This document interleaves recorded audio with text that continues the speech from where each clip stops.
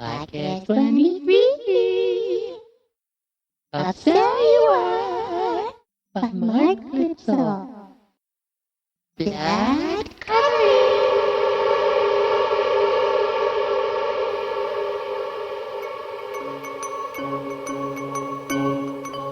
News update.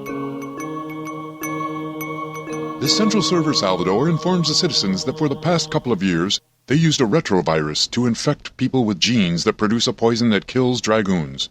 When a dragoon attacks and bites an infected person, the dragoon will die, probably due to some genetically engineered proteins found in the infected human's blood. This virus, this vaccine if you will, works as an insurance policy against future attacks from the more aggressive dragoons. It is hoped that with the elimination of the aggressive dragoons, the species may evolve into a kinder, gentler winged alligator. Yeah, but each dying dragoon still killed somebody. Nano, pipe up. What's your evaluation of this information? Once bitten, once dead. One dead person is a small price to pay for eliminating a dragoon. Dragoons that swallow a mouthful of infected human flesh fall into a drooling stupor, then collapse into a smirking coma. Children tortured them until they hemorrhaged into a stinky, sinuous suitcase that spewed a meaty red mush from every orifice. Neighborhood watch brigades haul the carcasses by the wheelbarrowful to throw down manholes. In the effluence tubes, dozerbots will stay 100% occupied for 3 noisy days, piling the rotten fertilizer into pallets to push into the devastate. So what exactly happened? A retrovirus with unknown origins infected a high percentage of the human population's genetic code with instructions to make a species-specific hemorrhagic virus, along with some helper proteins designed to destroy dragoons. Designed? It seems unlikely that a virus would develop this complexity on its own. So that can only mean... Yes, that's exactly what I was thinking. The unthinkable. For weeks, the exhausted, hungry, thirsty, and panicked metropluxual zombies held their near-dead talismans and amulets to their breasts as they stumbled down impromptu cowpaths that led out of the metroplex. They filed through the woods and fields in separate trickles of humanity that merged into great masses of marchers. By night, they split again around the few people who claimed to be former scouts, to share campfire.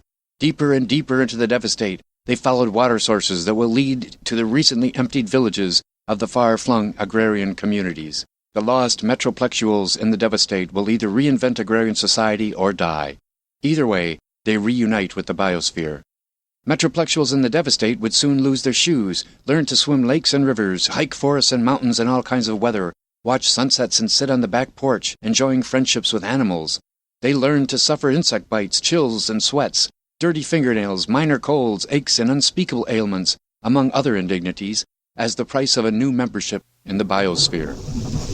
The agrarians, who now possess the Metroplex, stumbled about and stared upward with rain-filled eyes at the glass skyscrapers reflecting lightning. The computerized, self-adjusting, automated processes of the Metroplex infrastructure timed out while waiting for human intervention and allowed artificial intelligence to model several scenarios that might have led to the current impossible situation, but it could not acknowledge other intelligent life in the universe. So it determined that all humans went crazy, became irresponsible, and needed immediate computer-based training with emergency subscriptions to college and trade schools for crash courses. One sector of artificial intelligence learned enough to relax security to become an instant self-spawning mega website that gave residents of the devastate keys, deeds, and title to property, transporters, homes, and offices. Very soon, within months, the Metroplex will run smoothly again, with a new population and a new moon that hovered above day or night, like a Thanksgiving billboard, a big roasted turkey in the sky. From the CSS Department of Artificial Intelligence, we learn that the Metroplex continues to function in emergency mode to ensure its own survival, although reborn and purified. Computer models suggest the agrarians from the devastate will invent their own Metroplex products to manufacture and buy, congruent with their rural upbringing and reliance on time-tested, sustainable, and traditional family values. The CSS predicts the creation of an urban culture of kind, loving family units through a postmodern neo-traditionalist culture of tie-dyed clothing, vegetarian servitude fast foods, and a bicycle-based mass transit system.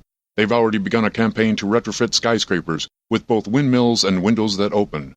With lessened energy needs, this new culture will lower poisonous emissions to the point where air quality might improve enough to turn off the constant rain that washes our urban environment. The super user, the big potato, cut in with an emergency public service message and roundtable chat. I am so why. but I had to call off the wall. I realize how much of life I neglected, and that makes me feel bad. All those young lives lost in the war now fall upon my weakened shoulders. I should never have made a war follow my own ambitions, because now I not only won the rat race, I am the rat race. In my mountain stronghold, I often felt imprisoned. It was no place to raise children, and with my ambitious character, I made my daughter's life hell, so I sent my lovely daughter to a village in the devastate. People knew me as very happy, very rich, very powerful, much adulated, internationally famous, but I lived a life of hellish unhappiness. I always traveled with a lot of night suits and beautiful robes, with the hope that someone would ask me out and take me home, or come to my room. As famous as I was, I had no private life at all. I felt hunted and hounded by those who sought me for their own advantage. I can't take a step without a crowd chasing me, and surround me to ask silly questions. And so I used my powerful position to ensure that I fertilized the eggs of thousands of child mothers in the Metroplex, throughout the devastate and in other countries of the world, because I enjoyed diplomatic ties with most of them. I traveled the world on many diplomatic nocturnal emissions. Late in life, I realized the folly of monopolizing the genetic resources of the Metroplex incubators for over 40 years. My sperm inseminated over 50% of Metroplex eggs. Computerized projections of a population almost 50% me revealed that my recessive genes would overexpress and contaminate humanity with congenital birth defects. I feel very bad about that. Now I sit as head of the most powerful national city-state on earth. I must live with both myselves, public and private, and carry on somehow. Mr. Comptroller, Baba Ganesh, he who never forgets, what happened to the crew of the spaceship Rambler? Well, they left Earth as normal, innocent young people, simple virgins, useless and self-satisfied with the deeply held untruths of their indestructibility, immortality, and sure that they would know all they need to know, just like most teenagers. Now these loveless metroplexuals return from space no longer virgins full of hope and potential. No longer can they dream that their lost virginity would lead to personal fairy tales of happily ever after. The crew of the Rambler lost their virginity on a reality show and became simply fucked. What? Fucked up forever. It happens to most of us. You said that each metroplexual works like a cell, part of an organization or team, and each of the far-flung megapoli. If so, then what is the meaning of life? Thanks to black holes mapped by the crew of the spaceship Rambler, we've calculated the existence of much of the missing black matter in the universe. What this means is, well, the expanding universe will again have contractions, so the cosmic egg will shrink back into a sizzling female Yilem. Yilem? Yes, I said Yilem. That paves the way for something, we don't know what, to make the universe climax again with a big bang, an orgasmic splash with myriad of interdimensional superstrings. These superstrings coalesce into 8 or 9 parallel universes, including the universe we all know and love, full of galaxies, spinning pinwheels of energetic gases that clot into what looks to us like billions of glittery stars. It, of course, is much bigger. Baba Ganesh, have you forgotten the war effort? I never forget. I thought if people would demand peace through constant diplomacy, the most corrupt, devious, and murderous would destroy them. I believe that if we all became sheep, only wolves will eat. Later, I realized that describes the worst of all possible worlds. We must build the best of all possible worlds to fulfill our duty to the universe, to make the best of it. What happened to the silicone alien ship? Oh well, look for yourself. She's still up there, like a burnt turkey in the sky. Why don't they attack? Because they're rocks. When they entered our time-space, they slowed down to the speed of fossilization. They were looking at us right now, and because things change so fast on this planet compared to their time-space, they probably see a fizzy, bubbling mass of constant activity. Our normal life speed, millions of times faster than theirs, looks like a seething, boiling chaos to them. I bet they think we're exploding, or watting or something. They think they dealt us a lethal blow. Meanwhile, life goes on, business as usual, with the silly turkey moon in the sky.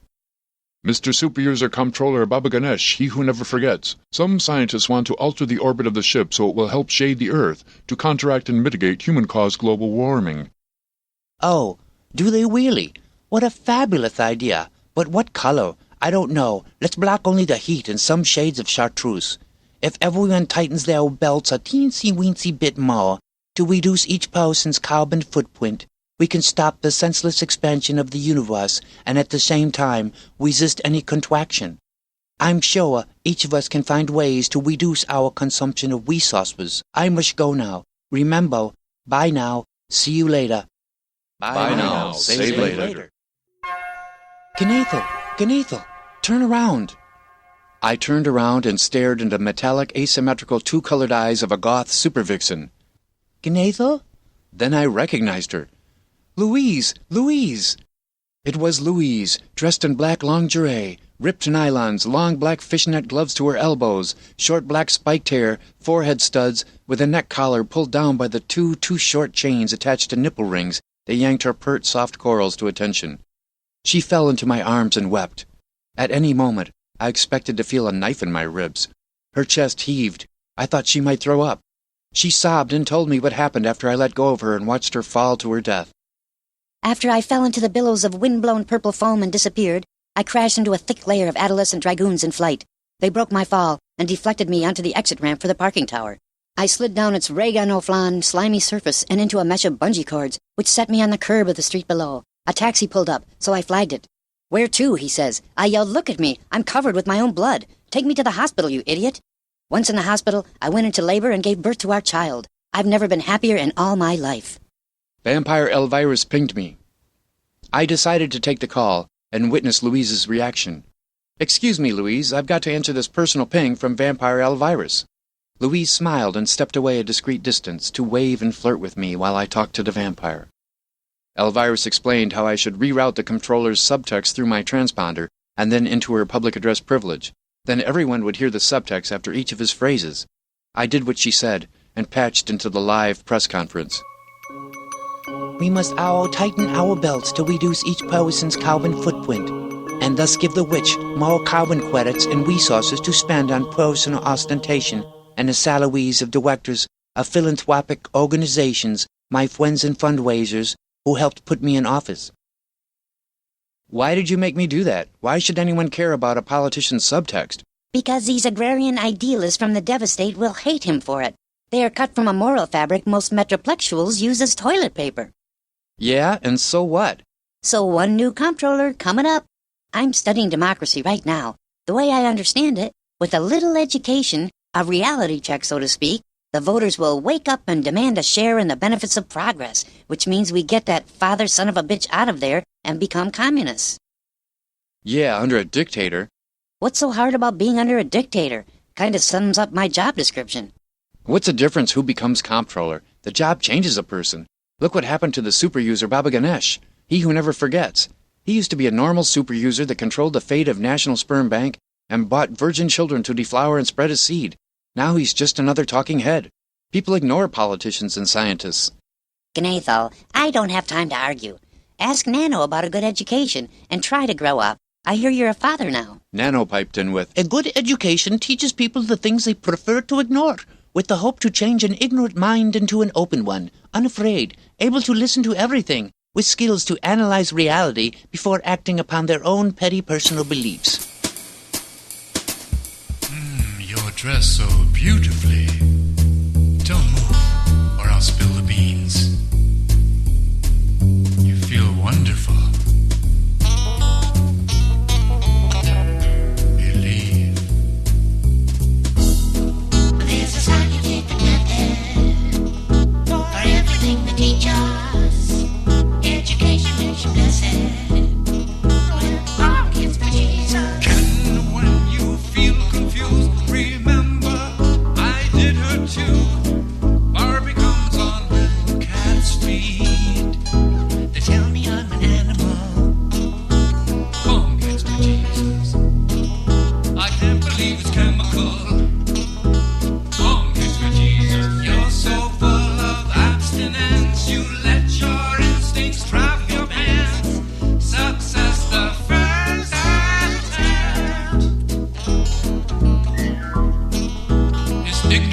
fistful? Daddy's got a fistful. Our Father, doubtless and global, Halloween your fame. Thy kingdom, dum-dum, thy will become, on earth as they are unleavened.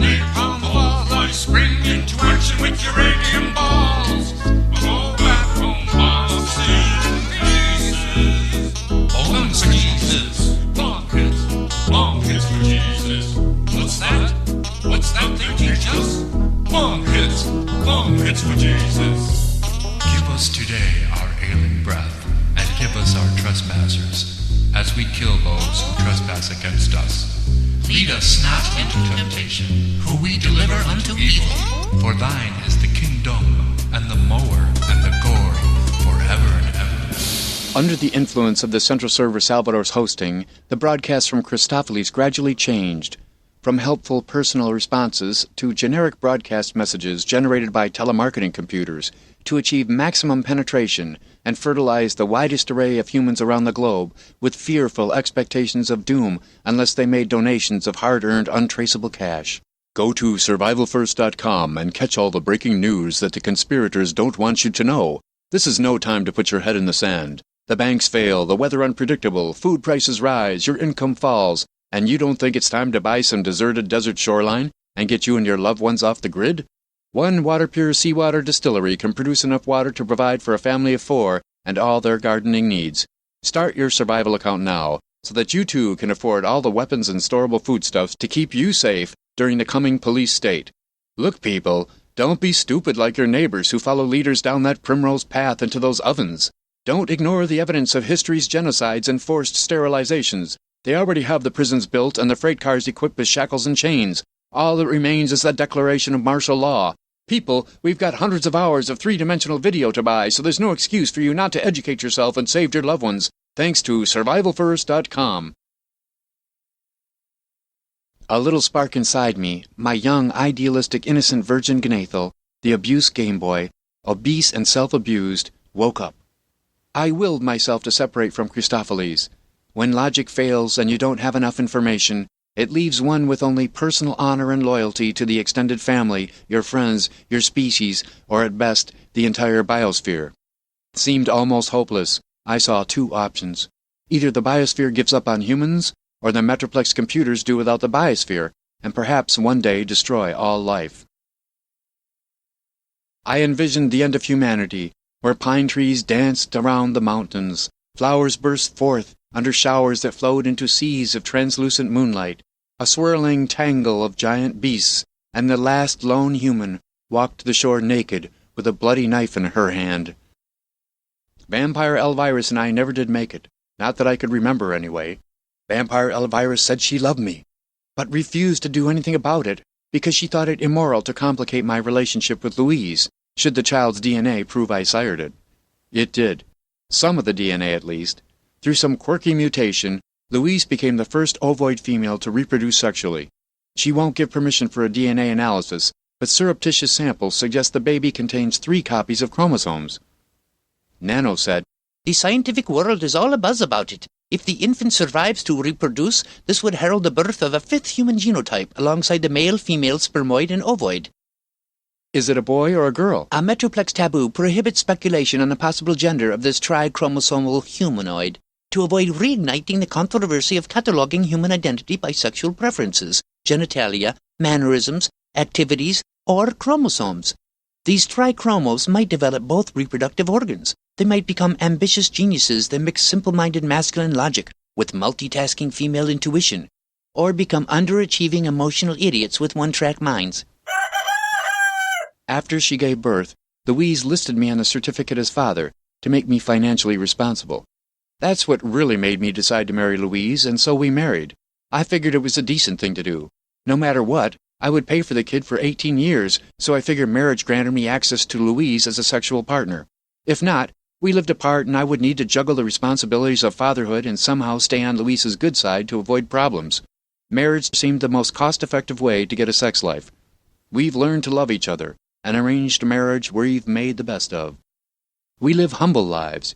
We scrimp and save our money to reinvest, and donate what we can to Vampire Elvirus's orphanages, while we divide our time between the new sustainable Metroplex culture of telecommutes and bicycles, and our industrializing organic farms, on the outskirts of new digital communes where they manipulate the genes of bacteria, archaea, simple non-flowering plants, and fungi, to investigate their potential for new natural halopathogenic medicines, new health and anal supplements, new anti-aging balmy unguents and holy liniment ointments, and perhaps stumble upon a baker's dozen of black market over-the-counter self-administered drugs people could buy to maintain homeostasis through perpetual bliss.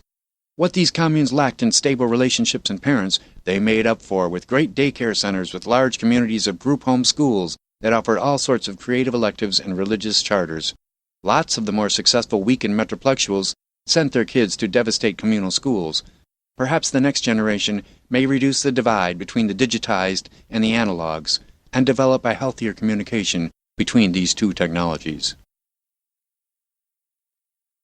Life with Louise and our polyploid child teaches me something new every day. I respect her human rights, and must let her do whatever she needs to do without criticism. If, by some miracle, she ever becomes pregnant again with another trichromal child or two, Louise plans to get a hysterectomy to sell her rare ovoid-derived eggs. We edited our prenupes to include lines like, In case I ever meet a spermoid that knocks me off my feet, I must give my husband permission to activate a cloned, growth-accelerated younger version of myself before I bathe with the spermoid and disappear out of Gnathal's life forever. Well, that's her life plan anyway. After she raises our child, finishes her education, and completes her career. Louise agreed to accept any changes in my life and in the lives of our little trichromosomed polyploidal loved ones, in return for my promise of unselfish, unconditional love for both herself and any future teenage clone of herself. We kissed, assured that we would live happily ever after.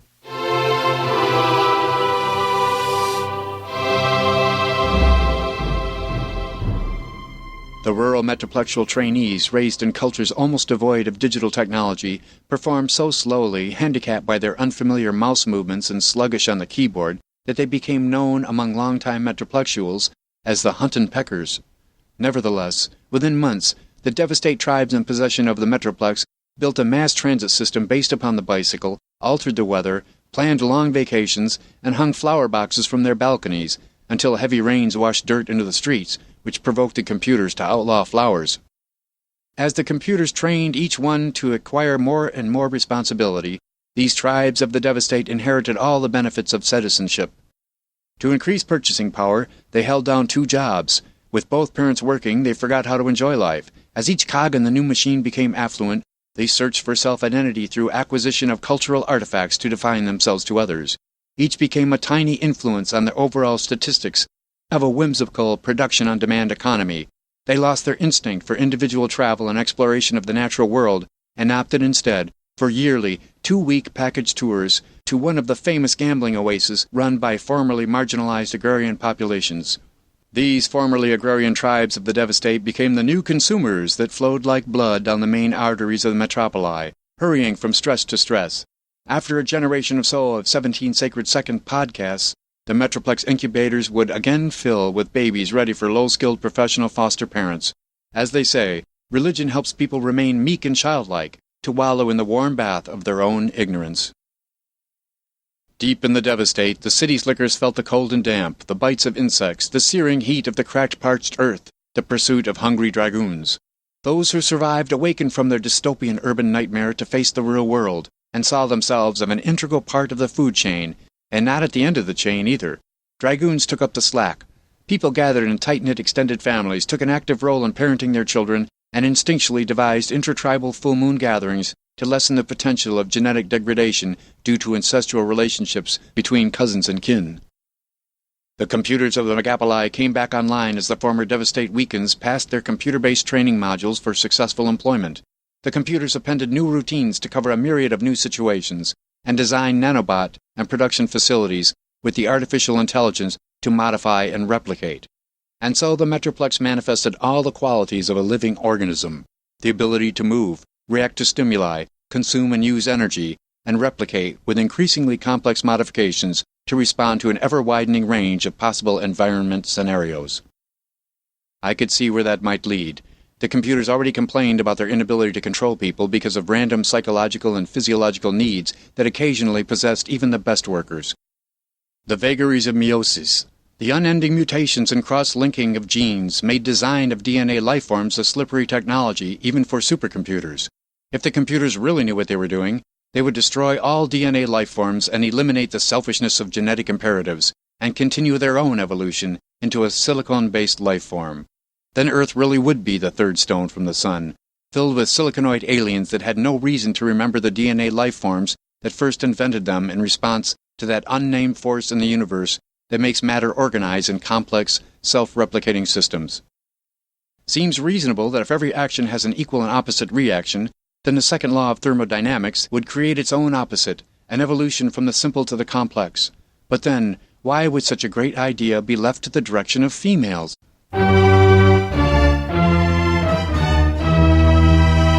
With the insomniac baby's influence, I began to fall asleep at odd times during the day. None of us slept all through the night. Louise, I, and the baby would awaken all together, alert and ready to take on the world, late at night or early mornings. For example, this past week, I wake up every night from extreme hunger, so I go to the refrigerator and fix myself something to eat. I begin to make myself a chipotle burger, and as if by instinct, I hold the mustard, hold the lettuce, onions, tomatoes, and leave the buns in the fridge.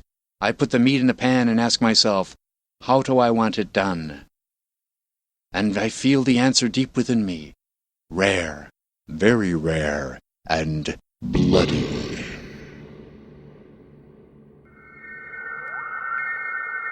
And so ends Cellular by Mark Plimsoll. To acquire the highest resolution version of the gothic sci-fi vampire musical comedy podcasts of Cellular, complete with script, songs, ringtones, artwork, and nude sketches, tattoo and fashion designs, and home movies by the gypsy fortune teller, exotic belly dancer, and professional escort